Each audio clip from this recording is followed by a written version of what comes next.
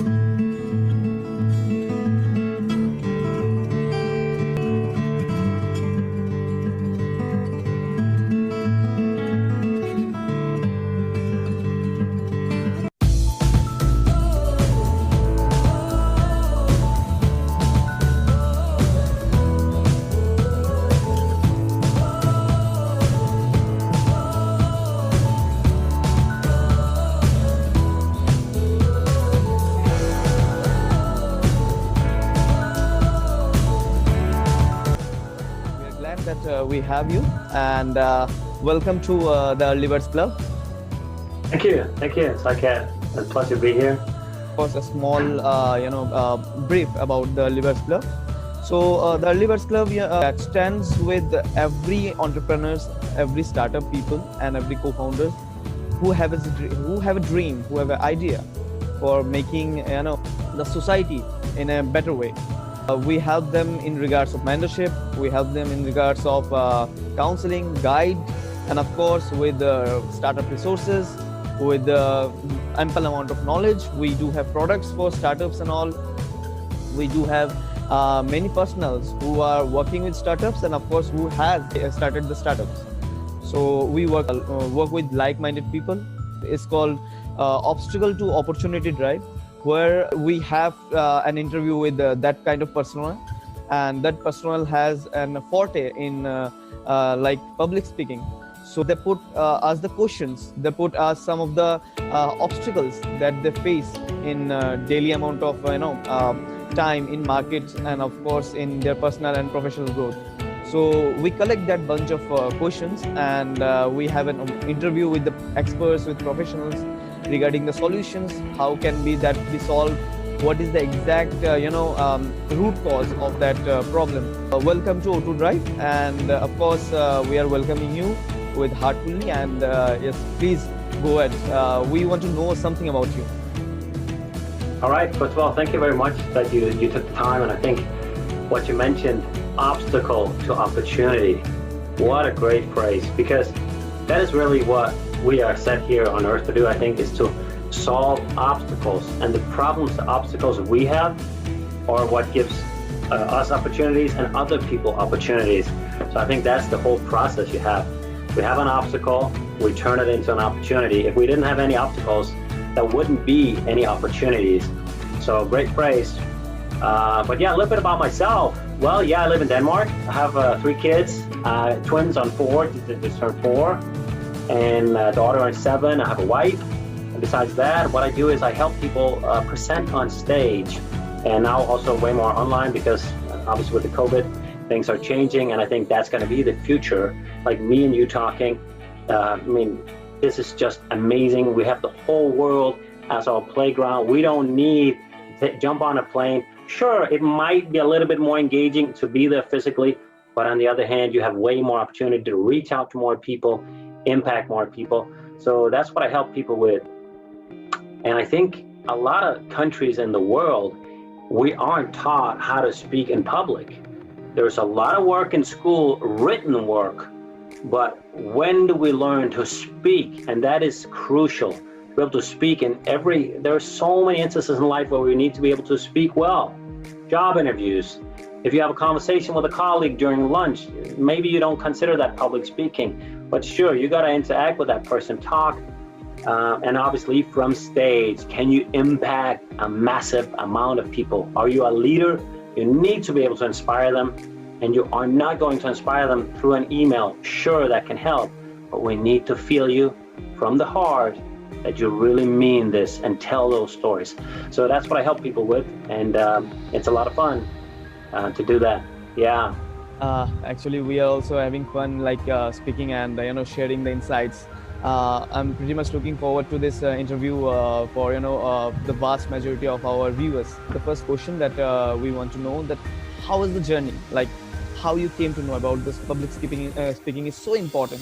The public dealing and interaction is so much important that you have to be a forte of your own, a brand of yourself, that you should crack the ice breaking between two peoples or three peoples, or like the stage fear. So what's the journey about that? What was the main aspect you learned through this journey? My own journey was that I was in a job, I wasn't satisfied, I didn't really like it, spending most of the day in front of the computer. But what I did like every now and then was doing workshops and just being with people. And then I just stumbled across a club called Toastmasters. It's a nonprofit organization. You can come and you can give speeches from 5 to 7 minutes typically, and you get some feedback from the other members. It's really great to get started, but you're not going to be a pro coming there, but it's a great place to start. And that's why I kind of got my interest. I could see, wow, there were some really good speakers that just touched me in another way. And back then, that was 2010, and YouTube was, I wasn't using YouTube like that. It was more written thing. So having access to a great speech was not so common like today. You just do a couple of clicks and you can have an amazing speech, pay nothing for it. So for me, that was like an eye-opener. Really? There are people that good? And then I started to investigate it, started going to seminars with professional speakers, and that was on a whole other level. Like, wow, you can be blown away. 3 days in a seminar. The truth was, when I started, I didn't believe in myself. I had a dream that I wanted to be on stage, help people, but I didn't believe in myself. I didn't have, that heart feeling that I could do it. But then I was so lucky. One day, one of my friends, she invited me to a seminar. She had 2 tickets, professional speaker training, and she decided to give it to me, one of the tickets. I was so lucky. And after those 3 days, the words, the stories he told, they touched me. It touched me so much that I started to believe I can do this. And I started to believe, everybody can do this. Everybody can learn this. This is a skill that's learnable. If you're just anything near normal, you can learn this. All you got to do is you got to put in the time, read the books, get the training from other people, and most importantly, get out of your comfort zone and get on that stage. Because you can read a lot and you can get a lot of training, but when you're there, that's where the real learning takes place. But so there are different things you can do. But that's a little bit about my journey. Yeah. So when you said read a lot, I think reading is the most important part of learning and of course teaching. So when we read books, so we can gather the information, we can gather the hurdles that the person whom the book has been written has made, or like has faced in the whole life, and how they just turn the obstacles to the opportunity. That was good. The most important question of our viewers was how much public speaking is most important, or like how much important it plays roles in startup building, in entrepreneurship. It's a crucial thing, because most startups, they need capital. And if you need to have capital raised, you need to be able to speak. You need to be able to tell your story. One thing is you have a great business case. Obviously, you need that, because otherwise, the investor's like, I want my money back. But if you don't have the heart in, if you don't have the story in, they might as well go invest in another company. If you see the Dragon's Den or other shows, it's often because the people have a personal story they can relate to. Wow, that was a great story. I see where you're coming from. You want to help these people. So having a great story is crucial. And the people I help, they need to be able to pitch. If they can't pitch, the company will die because they can't attract capital. That's one thing. Obviously, later you also have to sell to your customers. And then you need to be able to speak. You need to be able to share your things. And it's so much more impactful to send a video, just a 1 or 2 minute video, than a long letter. I'm not saying a long letter can't help, can persuade, but if I send somebody, a client, a video, just like 30 seconds, hey, how you doing? Way more impactful than sending a short note. So we need to be able to speak, to sell, to attract the people we want to be around. And you're always in public speaking. You're always. If you're on a date, you're also, speaking. If you're in a job interview, you're also speaking. If you're one-on-one with your friend, you're also speaking. But sometimes it's life or death for your business. Recent activity was that a startup has a very good product, and they has a very best business case so far we have seen, but they didn't crack that pitch deck. They didn't crack that interview because of the communication gap, because they didn't know exactly how to convey themselves, how to express their brand to themselves, how to express their brand to the market. So I think communication plays is a crucial role in pitching. How much importance do you think that self-branding can make, and how far they can go with the self-branding thing towards the venture capitalist and the fundraisers, and of course towards their goal? What is the crucial role of self-branding and all for them?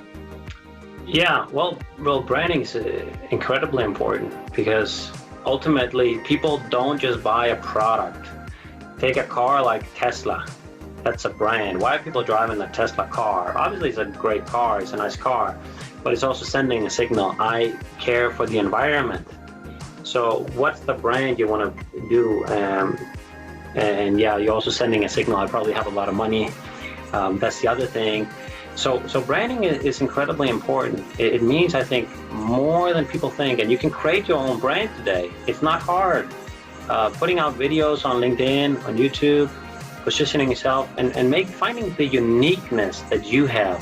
Don't try to copy everyone else. Be a little bit unique. Have your own systems, your own methodologies. Sure, you don't have to invent everything from scratch, but make a twist so it's slightly different, and you can attract some people and be that brand. Yeah. So don't be afraid to stand out. I think we're too afraid to stand out. An entrepreneur is an entrepreneur when he's solving any problem of the society with any product, or like an existing product that he twisted so much good that the problem has been solved from 30% to 70%. So we always call them those entrepreneurs. And if we can say that self-branding is most important, like what is the way, what are those procedures that we should follow for self-branding, and if we can say company, professional and business branding? So what are the exact initial steps we can move forward? I think it's a lot about being authentic, being yourself, being able to go out and say, you know what, I struggled with this. This was hard for me. I just shared, the personal story about how I didn't believe in myself. And so the way that's a brand, having your own style, having your own energy, just being yourself, your best version. I think that's the number one thing, because we can feel when it's fake, and it's the same when you go on stage. We can feel if you're trying to be a Tony Robbins clone, Brendan Bouchard clone. They are great speakers. I don't want you to be you. I've seen speakers that stand almost still. They're not moving very much. Typically, I would say, loosen up a little bit, use your body. But it worked for that person. He was a great storyteller. Like, he had the whole audience. And with those small, subtle movements, we were there. We saw the person. So that was a brand you can use. And in that case, I would say, it works. Go at it. You don't need to jump around like Tony. For other people, it will work. All right? So really sticking to your core, to your inner, and I think being guided by your heart, what you feel is right, and go where the fear is, really, because that's a great compass. I was too afraid for many years to do that thing. I followed what society told me to do. I followed the advice from my parents, which was well meant, but in the end, we know best for ourselves, I think. Exactly. What we love. Exactly. Yeah, and we follow what we love, you're going to be a brand. Sorry to say. Actually, no, but I say if you follow what you love, they're gonna feel that passion, and you're gonna be that brand. Exactly. You should know the brand, and you should have the confidence of your brand. The simple quoted line is know your product, because when you know your product, so you can sell it. And you can express the exact benefit of that products. Going towards the storytelling part, I think world inclining most toward storytelling and all, because who have that forte, who have that perfect pitch deck of storytelling, I think he got the job, man. Yeah. Get it. So what is the main aspect to follow? How can a person can build in public speaking also and normal speaking the storytelling parts? How can he just proceed towards that? Because Yeah. everyone doesn't have that much of credibility and creativity that he should pump up a story in a second of like that, in just a minute of talking. So what is the procedure that he should follow a day-to-day life so that he can have that forte? Yeah, that's a really great question. And the thing is about storytelling, no matter if you think you aren't telling a story, you are. Our brains are wired for stories. That's how we took information in. That's how it's passed through generations. So our brain is built for stories. And that's why we might as well tell stories, because if we don't tell it in the story format the brain likes, it will change it. It will leave things out. It will take things in. It will change it. So we better tell stories. But a really quick way, if you get a question, stand up and speak about this and you want to share your story, start with the struggle, the problem, and then share how you came to solve that. Because that's what intrigues us. It's not if I said to you, here are 10 ways to get super fit. Go out and exercise, eat healthy, eat a little bit less. I mean, if you did that, we would all be in killer shape. But I'm sure it wouldn't help very many people. But if I shared a story about maybe how I got to have a running practice, what the obstacles were, what helped me, maybe it was just put out your shoes in front of the door in the morning, put your clothes out. It makes it easier to get in the shoes and have that great feeling and just start with a kilometer. And if that's too much, you do the walk and you share how you felt the pain in the winter. And then, 6 months later, like, yeah, the sun is here. I'm feeling great. I'm feeling energized. I'm coming home to my kids and I have so much more energy. I can, be up at night instead of just Netflixing all night. If you can kind of share that, that's way better than just 10 tips how to do it. Although those 10 tips might be very good. If I can phrase out, I think we have to pinch the emotional part of every person, like the emotional That's part. True. Right. And emotions is connected to memory. It's in the hippocampus, the part of the brain where we have memory and feelings. That's in that part. And that's why we need to get emotional. Like that speaker seminar I went to for 3 days. I mean, I have notes and I've written down all the tips and tricks, but I don't remember many of them today, but I remember the feeling and I can use that today. Every time, remember, Asker, you can learn this. It's a process. I'm still learning. So I think the most important part is to connect. And by I can mean the connect, we have to connect emotionally. If we can't connect emotionally, we can't understand each other, because communication is just a part. It's a language, just a language that I can just speak while standing. I can speak while sitting, but emotionally we can speak through mind, through eyes, through the clarity that exactly that person wants to hear that part. I think you got it. Yes, exactly. Yeah, it's true. We do business with people we like. If we're really in big trouble, we might, do business with people we don't like. But if you're in a normal, good situation, you do business with people you like. And you know that. If you could pick between two people, here's somebody that really, he knows everything, but you really don't like the guy, You're not going to go to him. You're going to go to the other guy that's pretty good, that you like. And okay, in the end, you might go to the last guy. But yeah, so connect with people. Yeah. Exactly.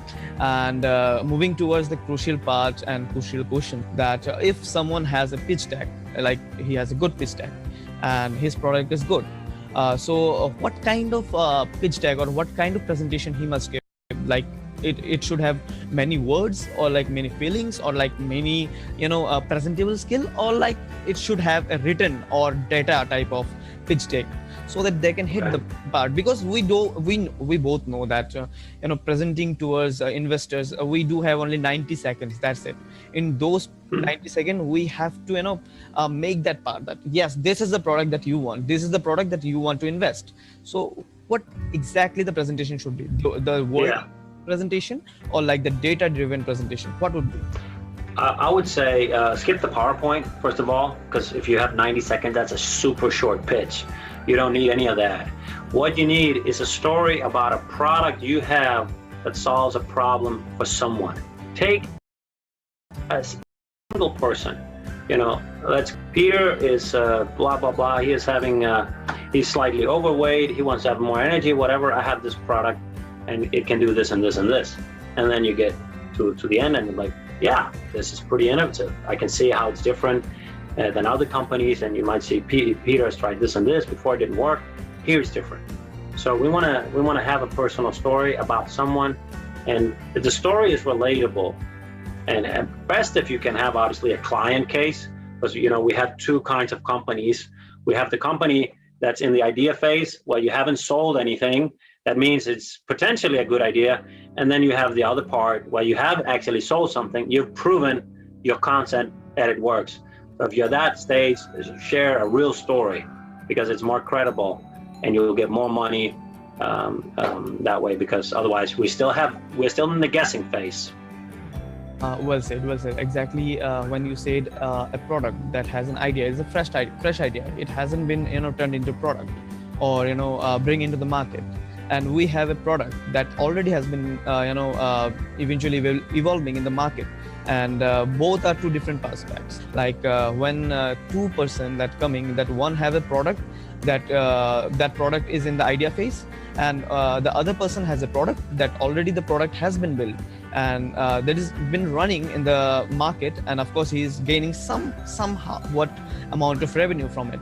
So we pitch those products. So we have two different pathways of pitching. So I think those two aspects have two different part of speech, because starting the pitch is the most crucial. Initially 2 to 3 seconds we have to connect with the people, because if the connection lost, so I think we have lost the pitch deck. So that's exactly. You got to connect, like you say. And if you can connect, then you might invest, even if business case is slightly better, but I really like these people. Because that's also the thing, you got to think about the investors. They want to be able to have a cup of coffee with you. They want to know if they're in the neighborhood. Oh, you know what? I got this company here. Oh, I'll just check up, with Peter and John, how they're doing. If they don't like them, they're like, it's not so much fun to work with them. So they want to have somebody that they can have a good time with. You don't have to be best buddies, but it's got to be nice if they drop by the office and have a meeting. So that is really worth thinking about, being a likable person. Like I do have 3 people in my LinkedIn connection, for example, and I want to approach them for making a relationship, for making further most beautiful relationship that can share our viewpoints. We can take good thoughts from them, and of course if everything goes in good direction and good path, we can make them a partner, or like we can go and collaborate. So what is the way of connecting with people? Well, I can ask you this question: who are your best friends? Your best friends are probably people that are similar to you, maybe have some similar backgrounds, similar struggles. You went through some of the same things. So if you are open about sharing some of your failures, your flaws, not taking yourself too seriously, being okay with that. That doesn't mean you're not a serious person, but being able to be vulnerable, that will connect more than anything else. So when I go on stage, I don't start by sharing how amazing I am, how good I am. I will share some stories about things that went wrong. And then the people will be like, I can recognize that in myself. Exactly. Really? He was there? He was that deep down? He was that scared? He woke up 3 at night before he had to go out and speak to 20 entrepreneurs, and he was paid $60. He was that scared. That was my first speaking job, paid, right? $60. I woke up 3 in the night. Like, maybe they weren't that nervous, but people will connect with it if they have some sort of fear. I'm like, that's a likable person. I kind of like that person because we have something in common. So I would say, share the things you struggle with in life. You take off the armor. You don't try to better yourself, and then later it's much easier to share. What, today it's a bit easier for me because I've done all this, and they can see how much you worked at it. So yeah, I would say that's a great way to connect. So what will be the connection procedure? Like we have to just send a mail, or like you mean on LinkedIn, for instance? an example for Or in what? professional aspect only. You've said about the personal aspect, so I'm asking about the professional also. Yeah, I would say, if I just want to connect with some people, for instance, on LinkedIn, that, maybe we're not going to do business, but I just kind of want to connect and see where things could go. Exactly. I might just, reach out and say, oh, interesting profile. I can see you're doing some interesting things, and we do have a lot in common. I would like to follow you and, hopefully learn along the way from your posts. So you kind of, elevate them, but you don't elevate them like in a truthful way. You have to find something where you praise them for the truth. If you just say, for instance, to somebody, you look amazing. Yeah, okay, nice, but maybe if I said, you got a killer belt there, man, that looks awesome to that shirt. That's more truthful, because I took the time and I found something, and he's like, the guy's not lying, he really means this, rather than you look amazing. It's kind of a little bit genuine, where it's just flattery. You might mean it, you might not. So find something, specific details that you can praise them on, and you can see the guy took some time actually to look at your profile and know you a little bit, rather than just a generic, hey, great to connect with you. Yeah, I would say that, yeah. Exactly, the spending some time for observing, because people always do observe that he just said it out loud, like in a eventual way, or like he actually observed. So the last question is, how can you define a startup and entrepreneur to be of himself, or like what you want the most important spice to be in there, grow their business and grow their product for much better aspect? I think it's really finding your passion, like discovering why are you doing this? What's the real root cause? So you start with the why. Nietzsche once said, if you know the how, you can bear with almost any how. Exactly. And Simon Sinek said pretty much the same thing in his TED Talk, start with why. So when you know your why, you'll go through that, you'll go through those struggles. That's something I think about. I love what I do. I love to help people. But I also sometimes think, the further I get in life, the further I develop my business, the further I improve as a person and grow as a person, the more I'll be able to help my kids. Because I can share those struggles, those journeys with them, and say, oh, maybe you one day want to start your own business. Here, what I can help them more if I get further. So that I also do think about. So it's not just me, it's not just the people I work with, but actually also I'm helping my kids, my family. Yeah, exactly. We do have a slogan like elevate your life and uplift each other by growing. Yeah, so I think it's great. Not the self-growth, it's always the growth of your people, of your surroundings, of your society. We do have our incubation and startup partner, My Startup Yatra, and we have a life transformation program partner, Yog Prachar, and I don't know exactly, you heard about Sadhguru. He's pretty much famous. We have our project partner, Greennovators India. We have our media partner, New Sense, and of course our communication and media partner. When we are saying about communications, I kept it for the last, because of course they helped a lot for outreaching and communicating with each and every people with our ideas and reaching our ideas to them. So we have Hamara India Incredible, our education and training partner, Knowledge. So we are quite combined ecosystem and helping each and every entrepreneurs and startup. Welcome on board. Welcome. Thank you. To the Early Birds Club, and we will eventually throw this interview on here within a couple of days, and we will have some of the part, like we will have some webinars, and we will eventually invite you in some of our that conferences. Thanks a lot, and thank you so much for giving the time. Take care. Thank you. I really look forward to working with you and your team. I think in this burst of pandemic, the pandemic is going on. I think we can send some wish from here, like take care of yourself, take care of your family, and of course we all stay together, stay strong, and we will eventually fight it. Thank you so much. Yeah.